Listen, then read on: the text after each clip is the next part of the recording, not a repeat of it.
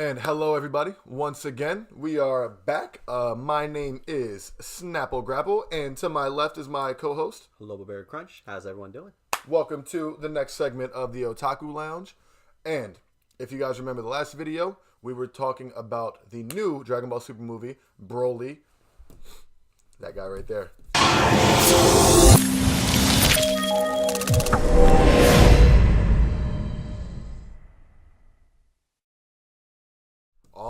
Everybody on that wall is canonized now, so we're good.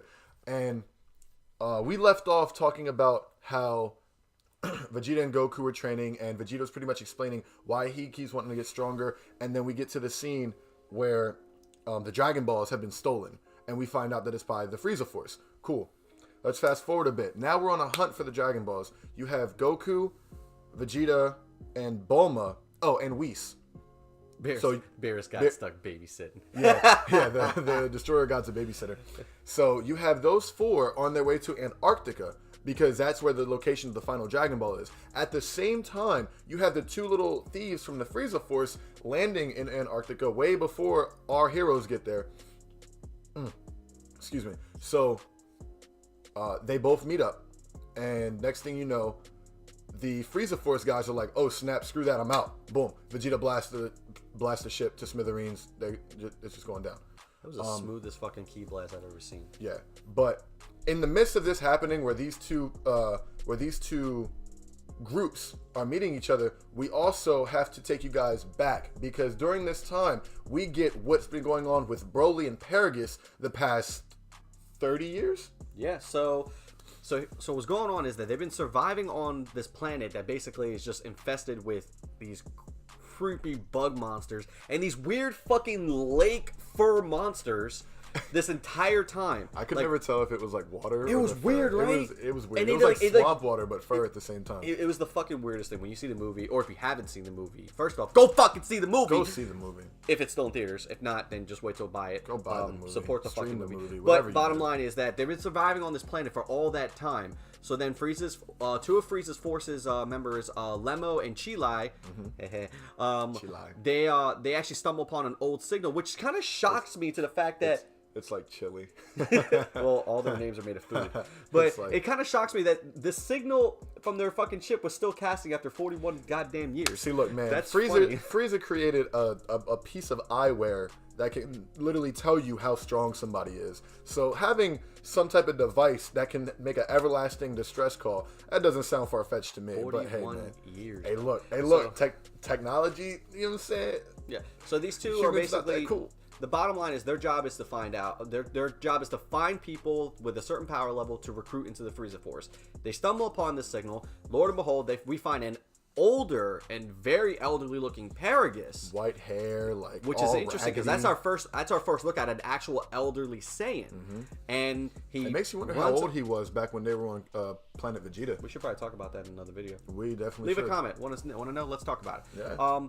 We find that, and then we get introduced to an adult, full-on Broly, and it's beautiful when he shows up. His introduction is amazing, because Paragus sees Chilai and Limon, and he's like, "Hey, help!" You know, and they're like, "Hey, who are you?" "Oh my God, it's a Saiyan." Blah blah blah. So they're seeing Saiyans for the first time because you guys understand, Planet Vegeta got destroyed already. So the newer members of the Frieza Force, most of them don't even know what a Saiyan looks like.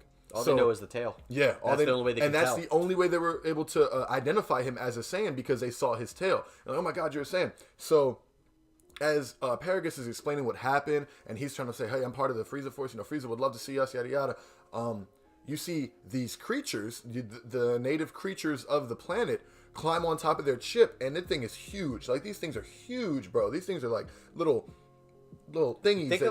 Think of a cockroach, but the size of Godzilla. And it has praying mantis tendrils, and it's just about to fuck you up.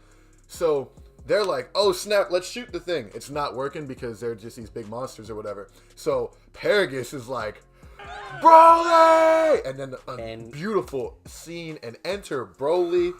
Oh my God, this dude is like, how far away do you think he was? I'd say he had to have been at least like a couple dozen miles. He had to be miles away from them. Just like just that. Eating. He hears his dad call him, right? So we get our first look at adult Broly.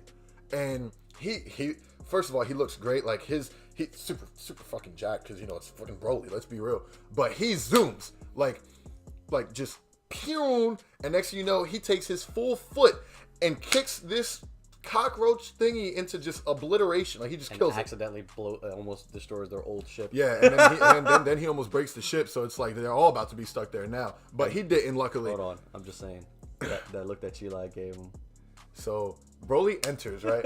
He does a dynamic entry and kicks this bug and like eradicates it. Get your heart out. And then there's this nice little slow motion scene where Chila is just because Chila is a girl. For those of you who don't know or haven't seen the movie, but she's looking at this guy like splooge, like think of like every just blushy, wide-eyed.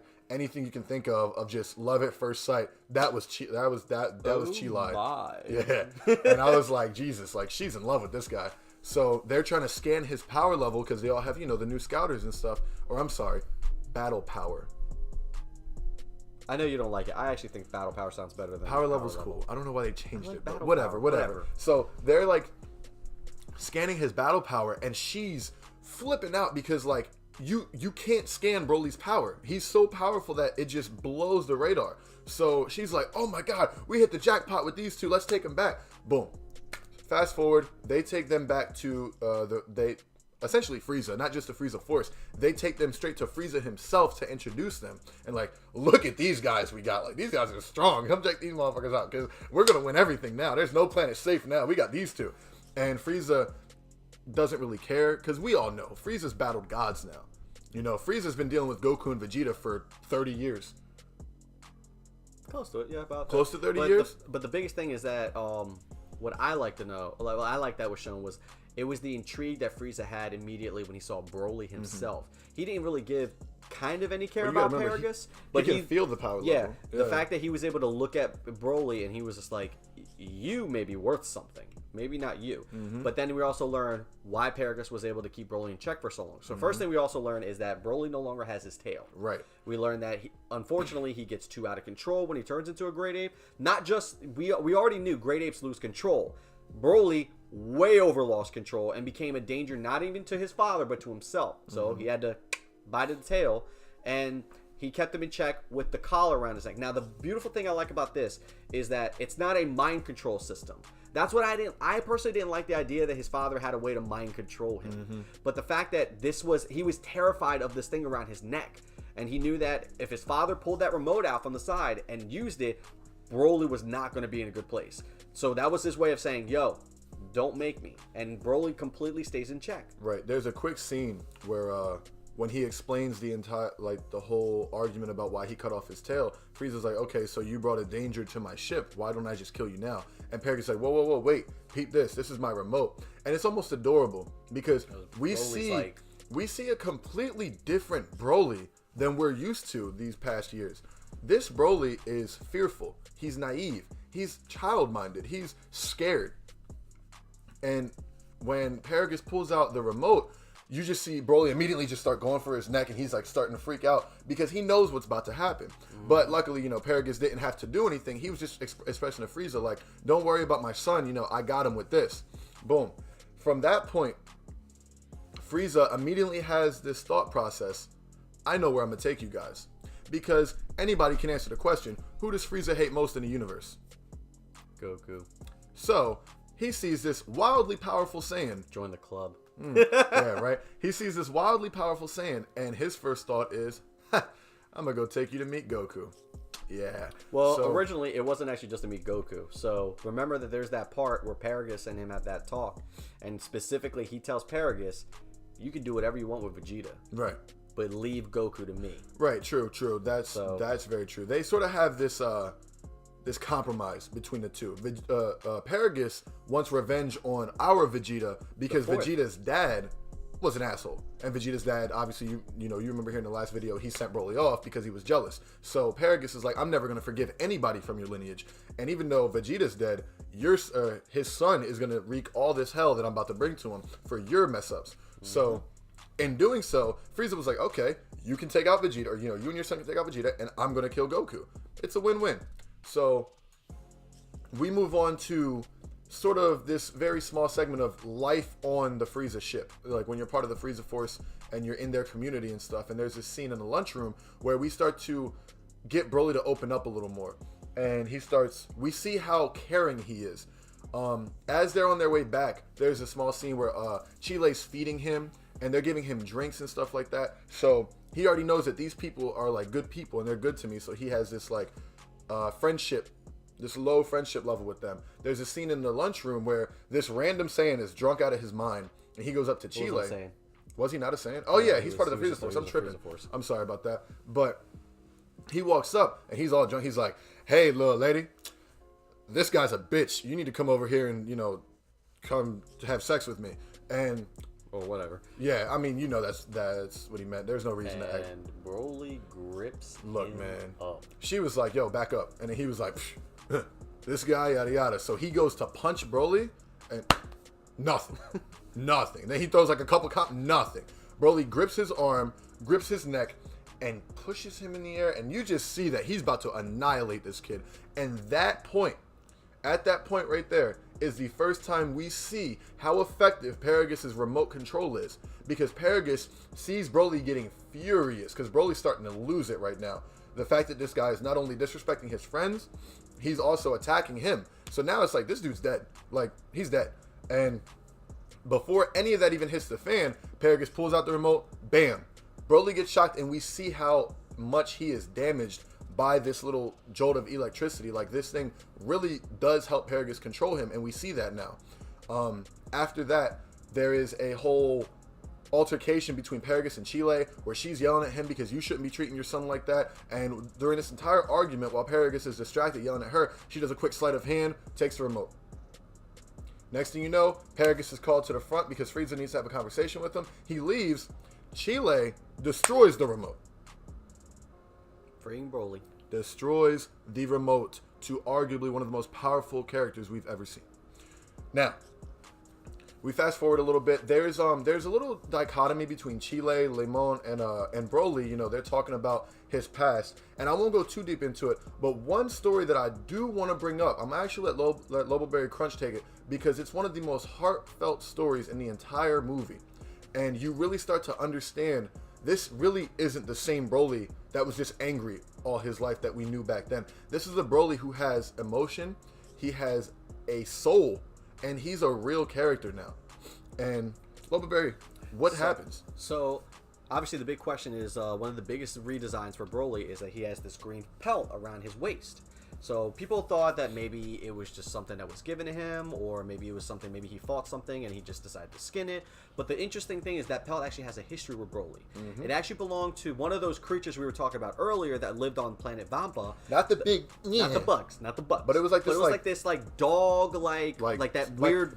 Like it's like if a dog was a serpent. Like if if you put hair on a serpent, I feel like that's what it would be. Maybe that's close. You know what I'm saying? Like the serpents from Greek mythology.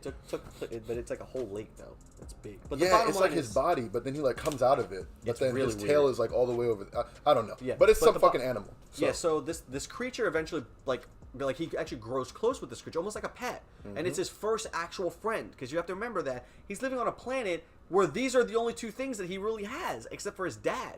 So now he's got like this creature he has fun with, he likes, and he's starting to like feel for it. But Paragus sees that in his eyes that's a problem. So what does he do? He shoots the thing's ear off.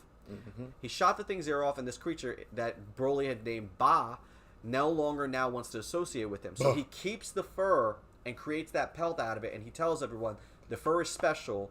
It belonged to my first real friend, and I will never let anything happen to it. And it was probably one of the greatest like moments for this character. Like he said, we got to see like Broly like it with feelings, and like you feel bad for him. You're like, wow, you lived on this planet your entire life, and you don't even know what it's like to have a friend. Like, jeez. And even the Frieza Force members are like, that is the most innocent and heartfelt story we've ever heard. Like, seriously, what? Yeah, you're a Saiyan. This doesn't make any sense. The legends about you were wrong. I mean, and then we get to see other parts. Like, for example, like Broly got to drink water that was clean for the first time, and he just couldn't believe that does exist.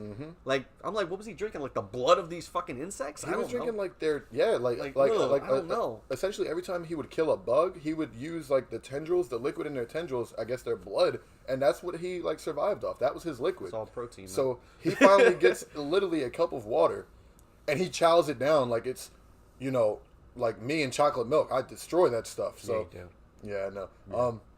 So it's so innocent and it's so adorable to see.